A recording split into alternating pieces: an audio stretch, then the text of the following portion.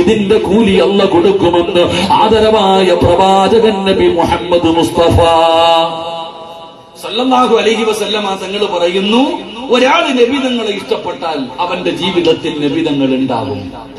നബിതങ്ങളുടെ ജീവിതം അവന്റെ ജീവിതത്തിൽ ഉണ്ടാകും. നബിതങ്ങളുടെ സുന്നത്ത് അവൻ ജീവിതത്തിൽ മുറുകെ പിടിക്കും.